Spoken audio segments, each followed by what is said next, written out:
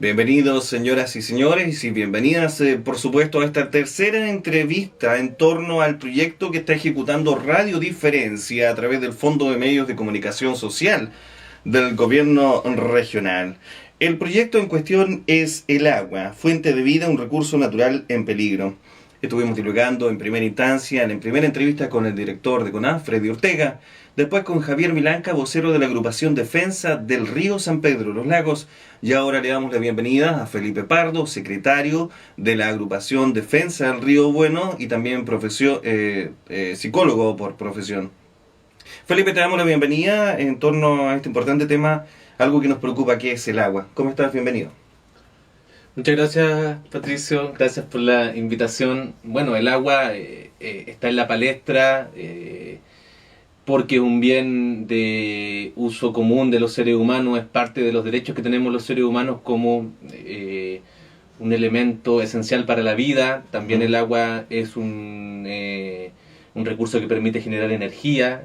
Es un recurso que permite cultivar peces para la venta. O sea, el agua está presente en toda nuestra vida. Sirve para el regadío, sirve para las obras agrícolas, sirve para las forestales. En todo está presente el agua y por lo tanto tiene un valor incalculable y eso ha hecho que frente a la escasez del agua se forme mucha discordia en torno a ella.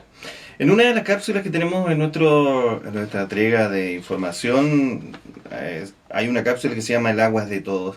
¿Crees tú que el agua es de todos o es de algunos nomás? Bueno, debería ser de todos. Deberíamos tener acceso todos al agua y de repente el hecho de que, por ejemplo, aquí en nuestra región de los ríos, nosotros veamos los ríos fluir libremente cerca de las ciudades, hacia el campo, esteros, ríos, las cuencas de esta región, nos hacen pensar que el agua es de todos, porque nosotros la podemos ver fluir, podemos ir a bañarnos a ella, podemos tomar agua, podemos estar cerca de esa agua. Esa es la idea con la que crecemos, con la que convivimos en el día a día. Pero si nosotros vamos a nuestra legislación, nos vamos dando cuenta, en el Código de Aguas, que es un código obsoleto, construido en tiempos de dictadura en 1981, nos vamos dando cuenta que esta agua no es de todos, sino que el Código de Aguas entrega a concesión a organismos privados de manera gratuita y por muchos años los derechos de aprovechamiento de agua a particulares, es decir, a centrales hidroeléctricas, a pisciculturas, a plantas de procesamiento, a industrias alimenticias, a forestales, donde necesitan regadío. Entonces, el Estado le entrega el derecho de aprovechamiento de esa agua, es decir, que hagan lo que ellos quieran con el agua, si cumplen con cierta normativa, ellos pueden hacer usufructo del agua, pueden ganar mucho dinero y al Estado no le pagan nada, y también se ven muchas veces perjudicados quienes somos los seres humanos comunes y corrientes, porque el agua a veces no es devuelta con la calidad con la que se extrajo, porque a veces se altera el caudal, porque se altera el paisaje, porque se alteran muchas cosas que en definitiva la ley pone por sobre nuestros derechos, los derechos en el fondo de entregar el agua a empresas. ¿Y nadie fiscaliza esto? Bueno, se esperaría que se fiscalice. ¿Quién debiera hacerlo? Debiera hacerlo la Dirección General de Agua, debiera hacerlo el Ministerio del Medio Ambiente, pero es difícil que ellos fiscalicen sobre una ley que plantea las reglas del juego así. Es decir, si aquí hay un privado que quiere obtener la concesión de un determinado tramo del río Bueno, por ejemplo, y este privado postula a través de la Dirección General de Agua, a través del Ministerio de Obras Públicas, al aprovechamiento de esa agua bajo todos los requerimientos que impone la ley, el Ministerio de Obras Públicas tiene que constituirse para entregar ese tramo de agua, ese caudal, para que la empresa privada la utilice, y si es que está cumpliendo con la norma, esa agua este privado tiene que utilizarla. Fíjese que incluso la ley plantea que los organismos privados, en este caso, que tienen derecho de utilización de agua, que no lo han usado durante un tiempo, tienen que pagar una multa. O sea, el incentivo y lo que propone este Código de Aguas es a toda costa aprovechar económicamente los recursos provenientes del agua. Recordemos que hay dos tipos de derechos de agua. Exactamente, los consultivos y los no consultivos. Uno de ellos corresponde al uso constante del agua, al uso es decir, al uso permanente, y el otro condicionado al caudal. Ya. Bueno, dentro de esta temática de los derechos de agua, la agrupación Defensa del Río Bueno tiene una pelea constante, o una lucha que ya va hace más de un año, en torno a distintas problemáticas que han afectado a uno de los caudales más importantes de la región y del país. Del país, exactamente. Sí, nosotros comenzamos por allá por el año 2014, en el verano específicamente, porque fuimos alertados por habitantes del Río Bueno respecto a ciertas maquinarias que estaban haciendo estudios de suelo. No había claridad de dónde venían, qué estaban haciendo, pero nosotros nos pusimos a averiguar. Correspondían a una empresa brasileña, a Tiaya Energía, de capitales brasileños, que se pretende instalar a construir una central hidroeléctrica de 170 megawatts con represa en el Río Bueno, en el sector Cachillagua, alrededor de 5 o 6 kilómetros río arriba, desde la ciudad de Río Bueno. Ese es el foco principal que tenemos de conflicto en este momento, y también hemos luchado contra piscicultura, contra industrias que arrojan sus desechos al río. En general, pareciera ser que la comunidad no tiene mucho respeto al río. O sea, pareciera ser que a veces puede ser un foco de contaminación y es como que tiramos lo que sea al río y nos lavamos las manos, porque el río es grande, porque se pareciera ser que todo se disuelve. Pero es súper impactante cuando uno tiene la oportunidad de ir a la barra, es decir, a la desembocadura del Río Bueno, ver toda la cantidad de desechos que finalmente llegan a algún lugar. Llegan ahí a la barra y llegan al mar, y también se van quedando a lo largo del cauce del río abajo. Y es impresionante: botellas de champú, botellas de plástico, vidrio, calzado, género. O sea, toda la contaminación en realidad va a parar a algún lado. Entonces, nosotros creemos que tenemos que generar respeto sobre nuestro río, conciencia de que nosotros lo contaminamos, o de que es contaminable, y en definitiva de que es intervenible. Contaminable por nosotros e intervenible industrialmente. A lo mejor de años atrás nadie pensaba que el Río Bueno se iba a explotar, o que iban a pretenderse instalar una central hidroeléctrica, que iban a represar el Río Bueno.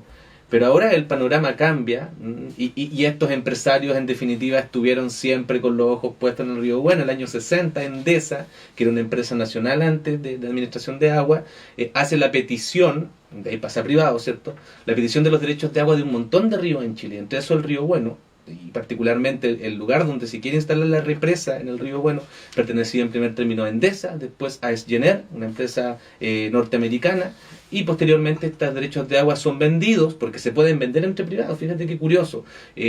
Los particulares pueden postular a concesiones del derecho de agua y después se lo venden entre ellos mismos. O sea, yo a lo mejor conseguí los derechos gratis y te lo vendo a ti en 100 millones de pesos. Tú me lo compras en 100 millones de pesos, lo puedes guardar ahí los derechos de agua, la administración, y se lo vendes a otra empresa en 1.000 millones de pesos.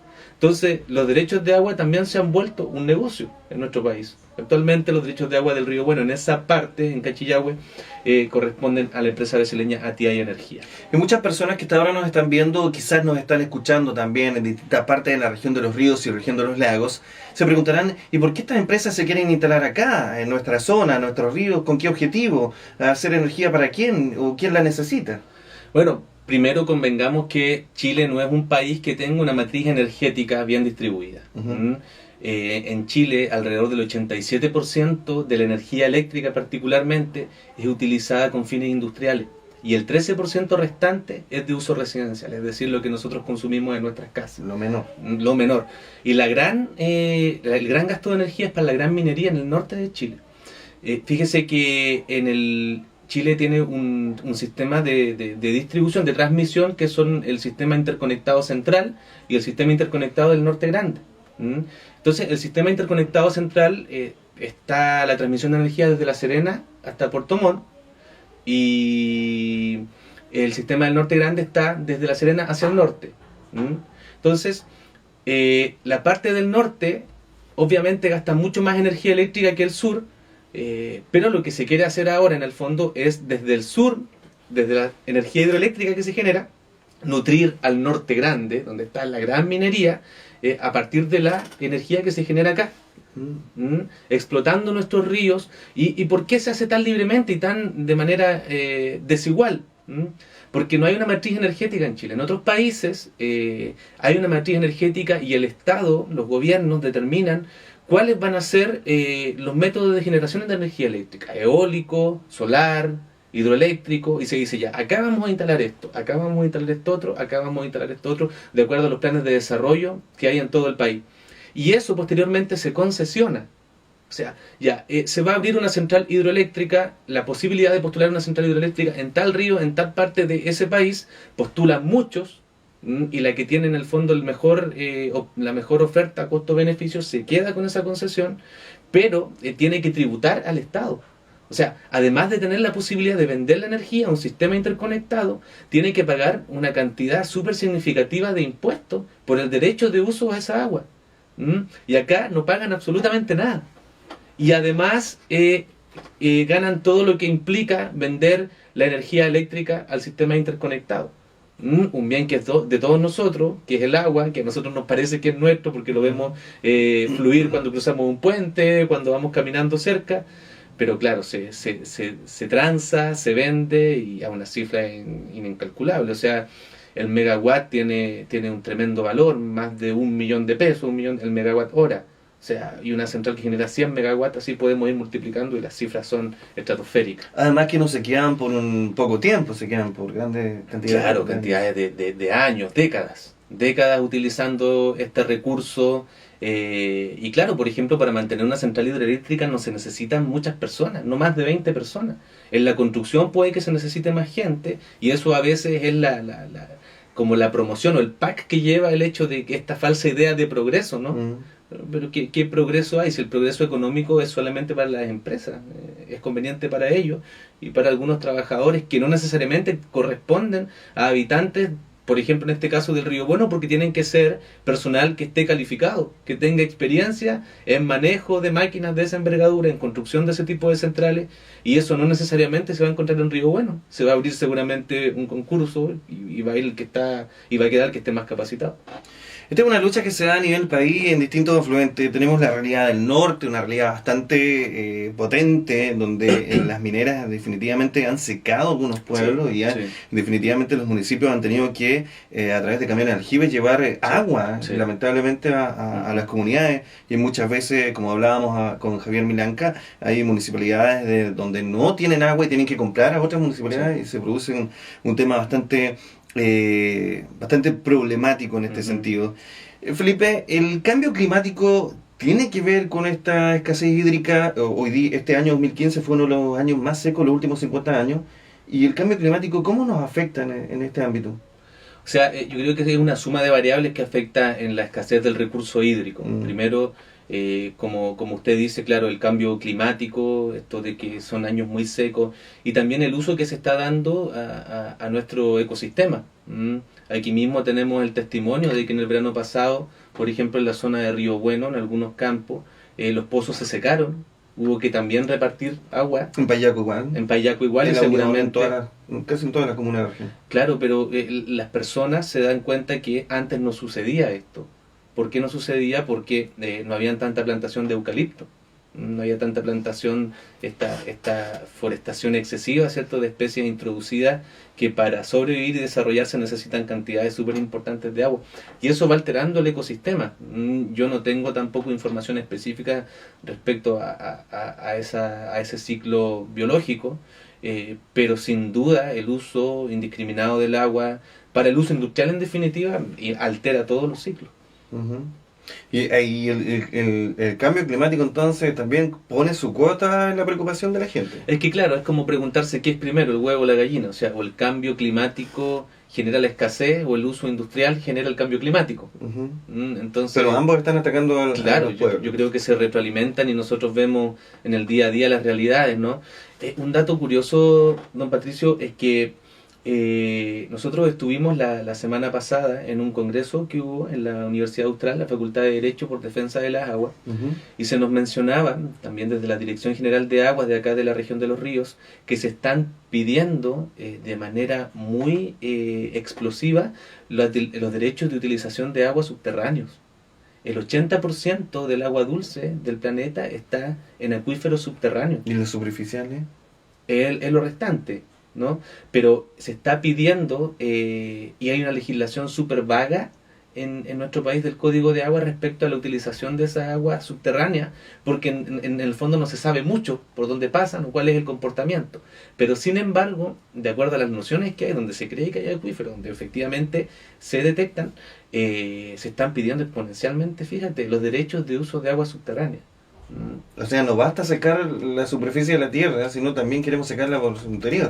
Claro, o sea, en el fondo es obtener los derechos de agua, incluso de manera estratégica. Hay un reportaje en CIPER Chile respecto al zar de las aguas, que es llamado así, Isidoro Quiroga, dice, que cultiva un riguroso anonimato, a pesar de ser uno de los empresarios más adinerados del país, y él, a través de un bufete de abogados, de un estudio de abogados, ha hecho peticiones de agua en todo el país, peticiones de derechos de agua desde los esteros más recónditos, incluso algunos dentro de algunos parques nacionales y cosas así, para su utilización. ¿Y se puede? Sí se puede. ¿Dentro de los parques?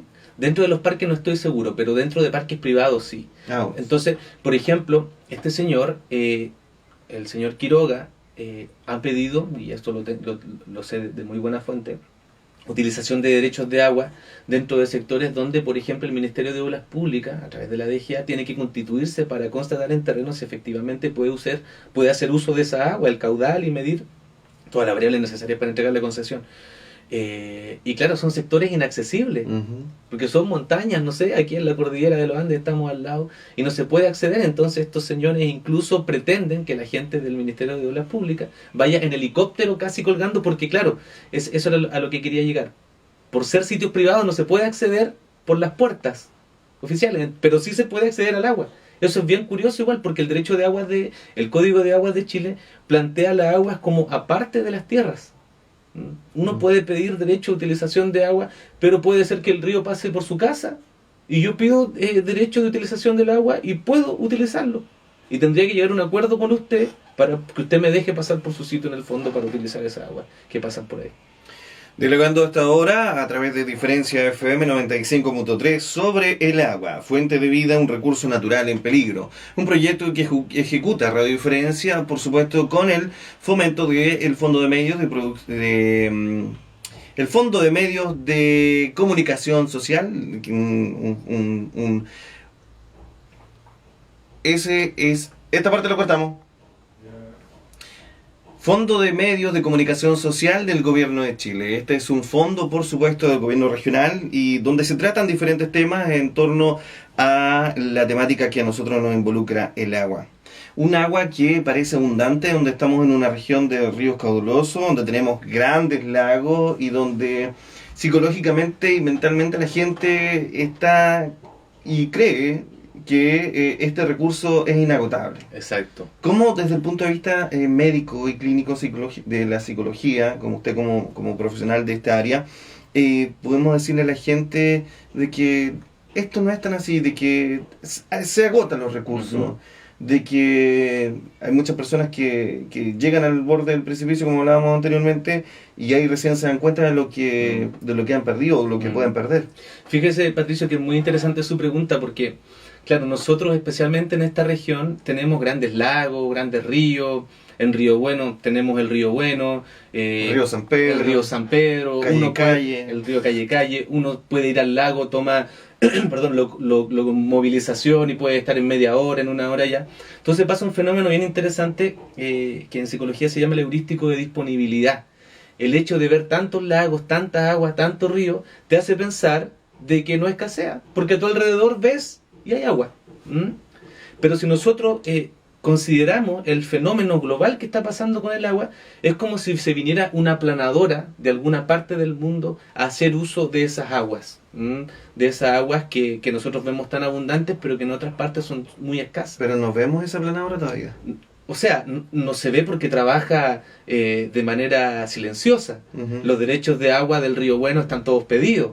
Los derechos de agua del río San Pedro y de gran cantidad de ríos en nuestro país están todos pedidos. Eso quiere decir que en cualquier momento la empresa que los pidió va a querer hacer uso de ellos. Entonces, exponencialmente de repente nos podemos dar cuenta de que nuestros ríos van siendo intervenidos poco a poco. Como conversábamos delante, ¿quién iba a pensar de años atrás que el Río Bueno iba a ser instalada una central hidroeléctrica? Una represa. Ahora ya tenemos la piscicultura Los Chilcos, tenemos la piscicultura Cruce los Tambores, la piscicultura Cocule, y están unas balsas jaulas inmensas cuando uno va de Trumao hacia la Barra también, donde es bien curioso porque cruzan, y es sorprendente porque el río Bueno uno lo ve como un río que no es muy navegable, pero ya arriba abajo, más abajo de Trumao, cruzan barcazas con camiones arriba y unos tremendos sistemas de balsas jaulas en el río Bueno. Entonces, claro, es silencioso, pero está. Y hay otros sistemas que también se sostienen en la tierra, en la superficie terrestre. Claro, por ejemplo la piscicultura Los Chilcos, la cual tuvimos una lucha, nosotros supimos que últimamente estaban funcionando sin patente, pero claro, las estrategias que tienen esas empresas también es de camuflar y hacer, entre comillas, amigable con el paisaje su proyecto.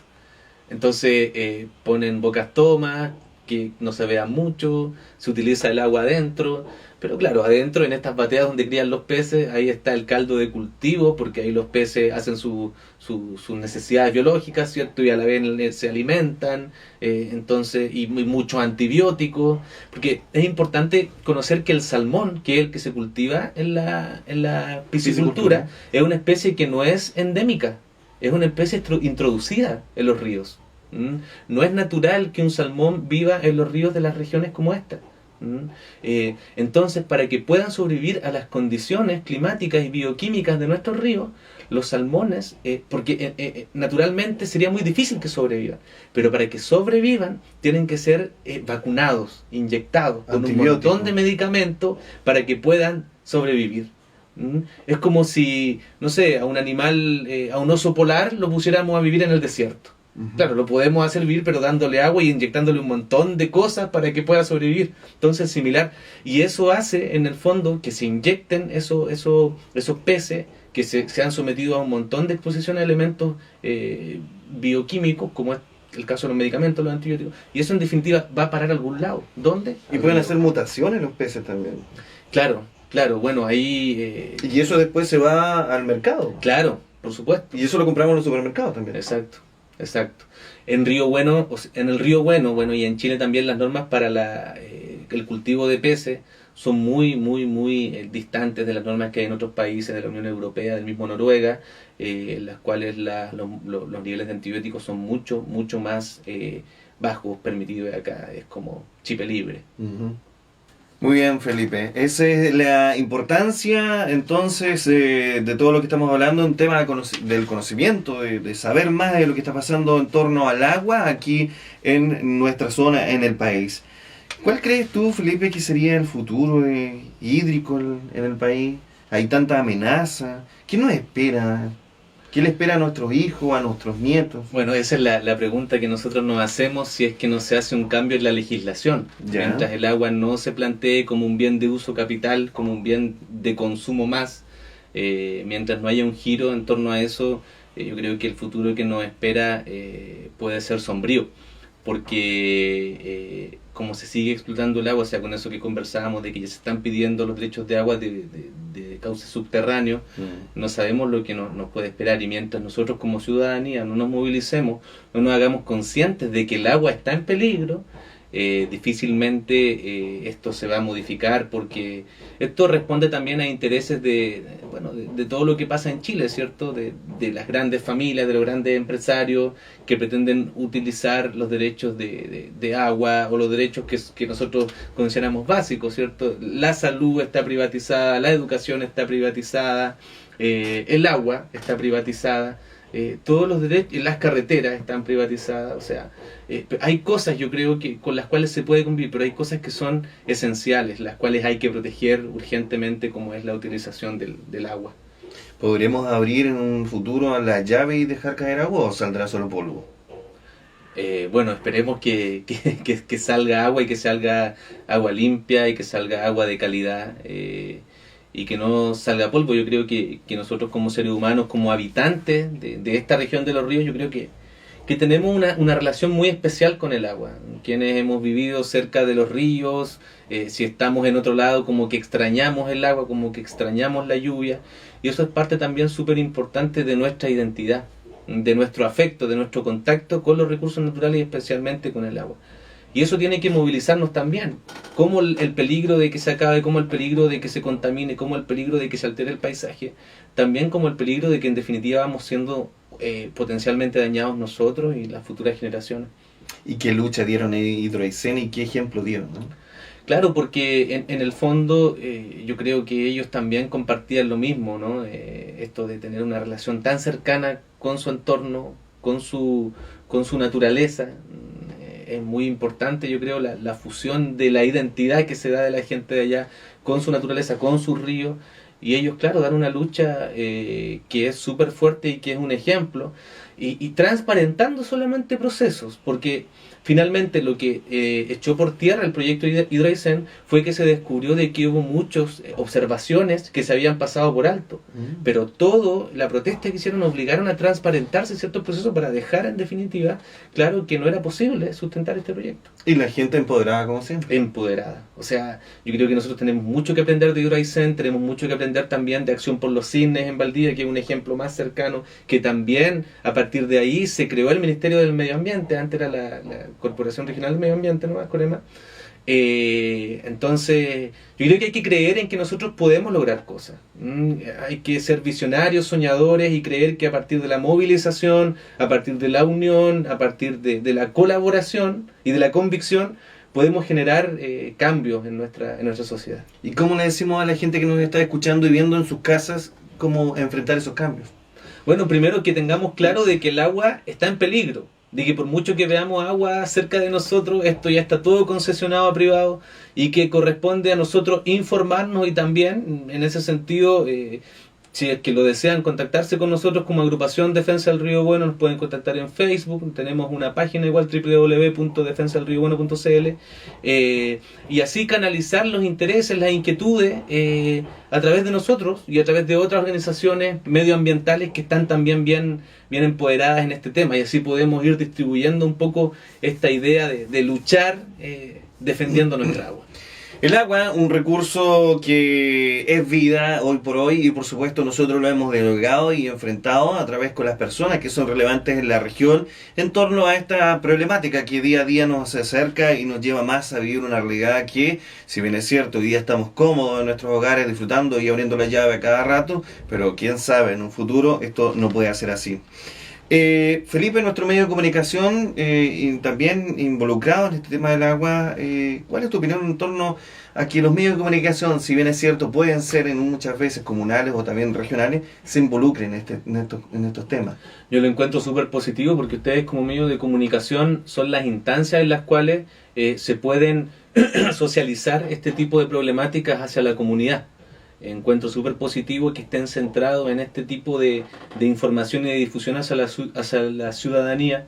En ese sentido, yo creo que es importante agradecer este tipo de iniciativas que sean bien aprovechadas y que también la gente pueda tomarle el peso a la importancia que tiene el tema. ¿La agrupación Defensa del Río Bueno en qué está hoy por hoy? Bueno, actualmente hemos tenido buenas noticias. Últimamente se nos confirmó ya desde el Ministerio del Medio Ambiente que se va a elaborar y para eso nos van a invitar a nosotros a participar también en la norma secundaria de calidad de aguas del Río Bueno. Este fin de semana vamos a ir junto al presidente, el señor Javier Rosa, a un encuentro de agua, derechos humanos y territorios que se realiza en Santiago, donde vamos a compartir con gente de todo el país, de todo el país, con conflictos de minera en Arica, gente que defiende el Alto Maipo, y eso es importante para hacer redes también, porque la unión hace la fuerza. Muy bien. De esta forma estamos finalizando la entrevista de esta jornada, la tercera de nuestro ciclo de entrevistas, por supuesto, en torno a este importante proyecto que difunde Radio Diferencia. El agua, fuente de vida, un recurso natural en peligro. Don Felipe, le agradecemos su visita y por supuesto por traernos la información y también conocer la perspectiva no solamente del secretario de la agrupación Defensa del Río Bueno, sino también desde el punto de vista de la psicología, en torno a cómo trabaja este tipo de actividades. Le deseamos lo mejor. Muchas gracias, don Patricio, y bueno, a la gente que se siga empoderando e informándose sobre el agua.